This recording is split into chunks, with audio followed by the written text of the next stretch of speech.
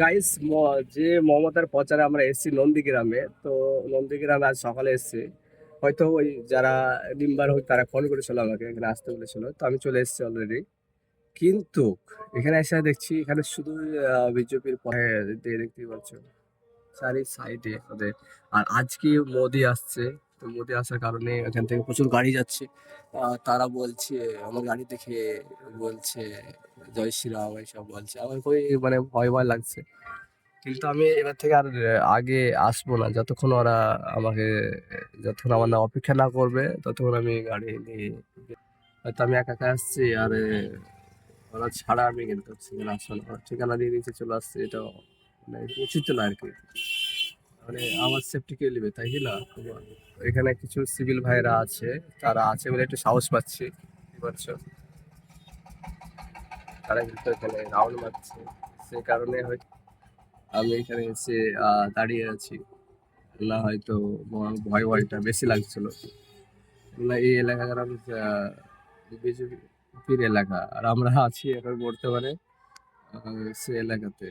এখানে একটা ব্রিজ আছে, মহাদেবপুর ব্রিজ না কি বলছে,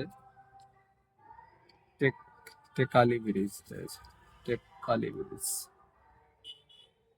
তো যাই হোক, কি হয় দেখা যাক। এখানে তো অনেকক্ষণ ধরে বসে আছি।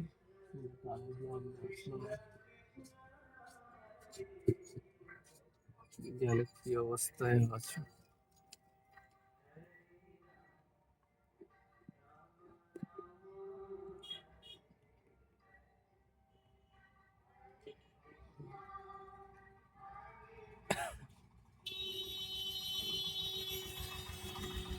আর এখানে কিছু গাড়ি গেল এখান থেকে, তারা মোড়ে যেতে কলকাতা ব্রিগেডে।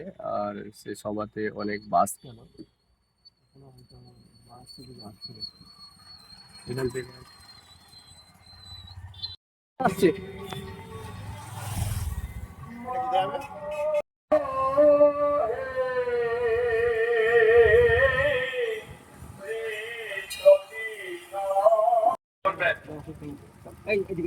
আমাদের এই আন্দোলন 2007 সালের আন্দোলনে পুরোধারে যারা ছিলেন, আমাদের আন্দোলনের সংগ্রামের সাথী শেখ শাহাবুদ্দিন উপস্থিত হয়েছেন, বাপাদিত্য গর্বম উপস্থিত হয়েছেন, স্বদেশ রঞ্জন দাস উপস্থিত আছেন, অনেক নেতৃত্ব, ভূমি আন্দোলনের অনেক মানুষ যাদের বয়স আজকে শেষ মুহূর্তে পৌঁছে গেছে। তিনারাও এসেছেন আমাদের এই আন্দোলনের স্মৃতিচারণার জন্য। এই দিনটি 14ই মার্চ